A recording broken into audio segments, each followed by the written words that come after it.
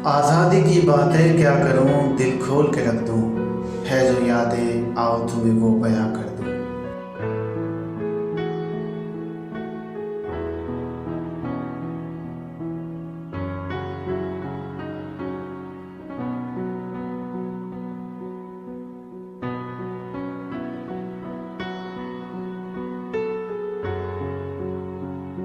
This video is brought to you by Adolent English School, Badalpur. আমি আজকের social মিডিয়ার পড়া এর উদ্যোগে আজাদি কি ইয়াদের এই প্রোগ্রাম যেটা অ্যাডোলেন্ট স্কুল বদরপুর এর সৌজন্যে আয়োজিত হচ্ছে। আমি এই অনুষ্ঠানের যারা ভিউয়ার আছেন তাদের সবাইকে শুরুতেই স্বাধীনতা দিবসের অগ্রিম শুভেচ্ছা জানাচ্ছি। আজাদি কি ইয়াদে এরকম অনুষ্ঠানের প্রাসঙ্গিকতা খুবই রয়েছে, বিশেষ করে আজকের সময় যখন আমাদের দেশে সাধারণ মানুষ স্বাধীনতা আন্দোলনের যে উদ্দেশ্য ছিল, স্বাধীনতা আন্দোলনের যে ত্যাগ, স্বাধীনতা আন্দোলনে যারা নেতৃত্ব দিয়েছিলেন তাদের কথা অনেকেই আমরা বলতে বসেছি। সে সময় এরকম অনুষ্ঠান নিশ্চয় আমাদেরকে স্বাধীনতা আন্দোলনের বিভিন্ন দিক নিয়ে চর্চা এবং বিবেচনা করার সুযোগ এনে দেবে। আজাদি কি ইয়াদে যখনই কথাটা আসে তখনই আমাদেরকে মনে করতে হবে 1757 ইংরেজির কথা। 1757 ইংরেজিতে আমরা 1757 ইংরেজি যখন পলাশীর প্রান্তরে যুদ্ধ হয়েছিল তখন আমরা দেখি ব্রিটিশ ইস্ট ইন্ডিয়া কোম্পানি যে একটা বণিক গোষ্ঠী, তাদের হাতে আমাদের দেশের শাসন ক্ষমতা চলে যায়। সেই পলাশীর প্রান্তরের একটা কথা মনে পড়ে, যেখানে আপনারা দেখবেন সিরাজউদ্দৌলার পাশে মীর মদন দাঁড়িয়ে যুদ্ধ করেছিলেন, তারা কিন্তু সিরাজউদ্দৌলার সদর্মী ছিলেন না। সেখানে যারা বিশ্বাসঘাতকতা করেছিল মির্জাফর, তিনি কিন্তু সিরাজউদ্দৌলা সদর্মীয় ছিলেন। আমরা কিন্তু একটা জিনিস দেখি, সেখানে যেখানে প্রথম ইংরেজদের শাসন প্রতিষ্ঠা যখন প্রথম সেই যুদ্ধ, সেখানে এই ঘটনা হয়েছিল যে হিন্দু মুসলিম দুই সম্প্রদায় এসে স্বাধীনতা সেই যুদ্ধে প্রথম যে আমাদের স্বাধীনতার উত্তর হচ্ছিল সেখানে লড়াই করেছিল। আর তারপরে আছে 1857 ইংরেজির কথা। 1857 ইংরেজিতে আমরা জানি হিন্দু মুসলিম শিখ ইসাই বিভিন্ন জনগোষ্ঠীর মানুষ এক হয়ে দিল্লিতে বাহাদুর শাহ জাফর দ্বিতীয়কে সম্রাট বলে ঘোষণা করেছিল। এবং সেই 1857 ইংরেজির মহাসংগ্রাম, যাকে ইংরেজরা সিপাহী বিদ্রোহ বলে আখ্যায়িত করেছিল, আমরা কিন্তু সেটাকে সিপাহী বিদ্রোহ বলে মানতে রাজি নয়। আমরা জানি সেটাকে ভারতের স্বাধীনতা আন্দোলনের প্রথম মহাসংগ্রাম। সেখানে রানী লক্ষ্মীবাইয়ের যেসব দেহরক্ষী নিজেদের প্রাণ বিলিয়ে দিয়েছিলেন, রানী লক্ষ্মীবাইকে রক্ষা করতে গিয়ে তারা সবাই আফগান মুসলিম ছিলেন। তদুপরি আমরা দেখবো বেজরং হজরত মহল হন আর কুনওয়ার সিং হন, কিংবা নানা সাহেব তাতিয়া টুপি হন, কিংবা খান বাহাদুর হন, সবাই কিন্তু তারা নিজেদের ধর্ম পরিচয় ভুলে ইংরেজদের শোষণ থেকে ভারতকে কিভাবে মুক্ত করা যায় সেই সংগ্রামে দাঁড়িয়ে পড়েছিলেন। 1857 ইংরেজির পরবর্তীতে স্বাধীনতা আন্দোলনের যে গুরুত্বপূর্ণ ঘটনা, সেটা হলো 1885 ইংরেজি যখন ভারতের জাতীয় কংগ্রেস প্রতিষ্ঠিত হয়। সেখানে কিন্তু আপনারা দেখবেন দাদাভাই নরোজি, বদরুদ্দিন তৈয়বজি, গোপাল কৃষ্ণ গোখলে, এলেন অক্টোবিয়ান হোম, এদের কিন্তু জাতি ধর্ম পরিচয় ভিন্ন ছিল, কিন্তু স্বাধীনতা আন্দোলনে এক হয়ে গিয়েছিলেন। মুখ্য উদ্দেশ্য ছিল ব্রিটিশদের শোষণকারী শক্তির বিরুদ্ধে, শোষণকারী নীতির বিরুদ্ধে দাঁড়ানো। আমরা আজও কিন্তু অর্থনৈতিক দিক দিয়ে আমাদের সাধারণ নাগরিকদের কতটুকু উন্নয়ন হয়েছে, এবং প্রথম যখন স্বাধীনতা আন্দোলনের সেই 1885 ইংরেজির সংগঠিত আন্দোলন যেটা কংগ্রেসের তরফে শুরু হয়েছিল, সেখানে সেই অর্থনৈতিক শোষণ থেকে মুক্তি আমাদের প্রথম স্লোগান ছিল। আপনারা যারা স্বাধীনতা ইতিহাস নিয়ে চর্চা করেন দেখবেন 1885 ইংরেজি পড়ে একবার স্বাধীনতা আন্দোলনের বিভিন্ন ধাপ আসে। 1905-6 ইংরেজিতে দেখবেন স্বদেশী আন্দোলন, বঙ্গভঙ্গের বিরুদ্ধে আন্দোলন। সেখানে আমরা দেখি জাতি ধর্ম নির্বিশেষে সবাই সমবেত হয়েছিলেন দেশের অখণ্ডতা এবং দেশের স্বাধীনতার জন্য আওয়াজ ওঠাতে। তারপরে 1919-এর দুর্গোড়ায় এসে যায়। 1919-20 অসহযোগ আন্দোলন শুরু হয়।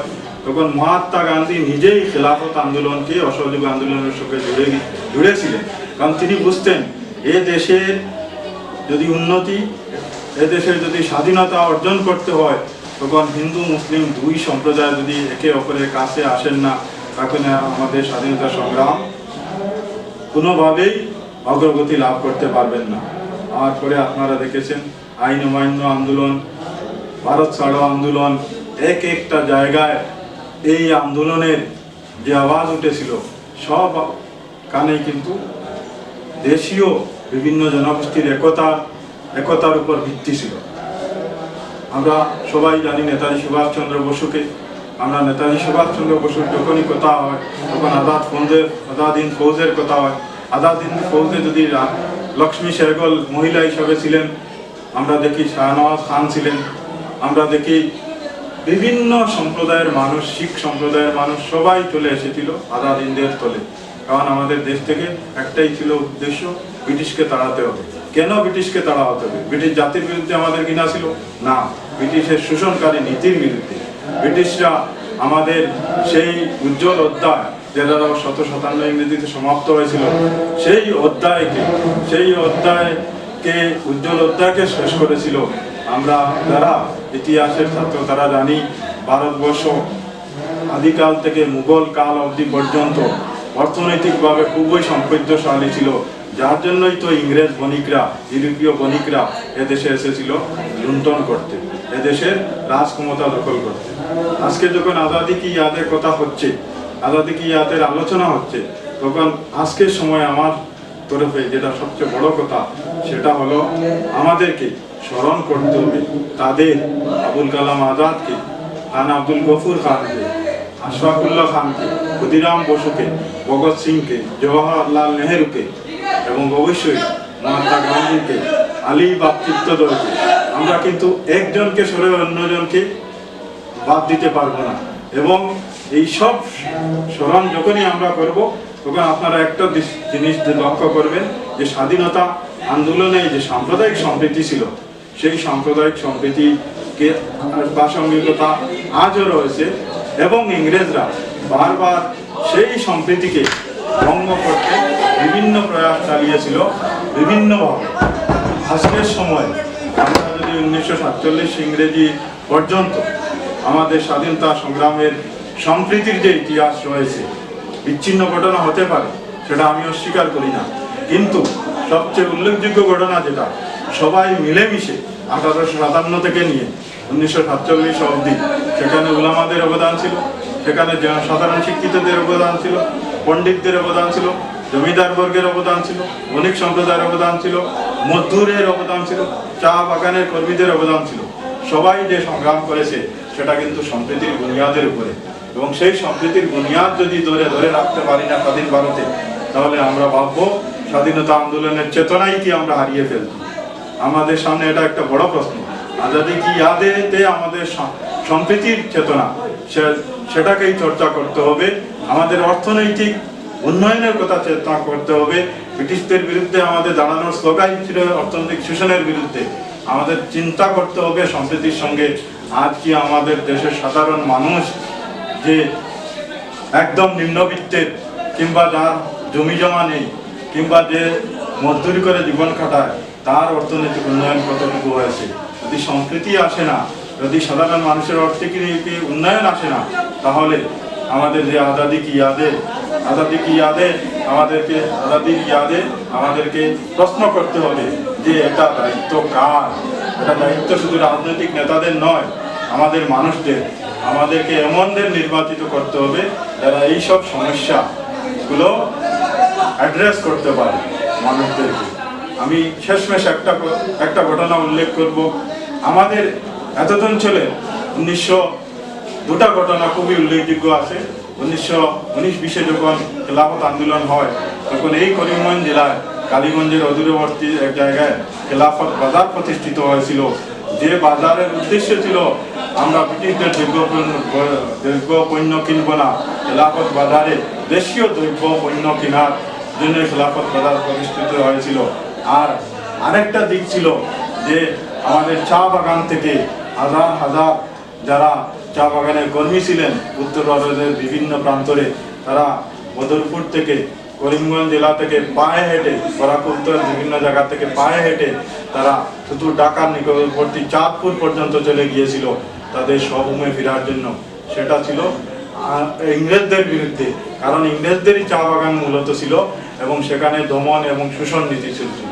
তো আমাদের সেই একদম বাগান কর্মীদের সেই আন্দোলন হোক কিংবা আমাদের দেশের অন্যান্যদের সেই আন্দোলন হোক, এগুলো আমরা যেন স্মরণ করি এবং আজাদি কি ইয়াদে প্রোগ্রাম অনুষ্ঠান সাফল্য হোক এই কামনা করে যারা এরকম চর্চার আয়োজন করতেন আমি তাদেরকেও ধন্যবাদ জানিয়ে আবারও স্বাধীনতা দিবসের অগ্রিম শুভেচ্ছা জানিয়ে আমার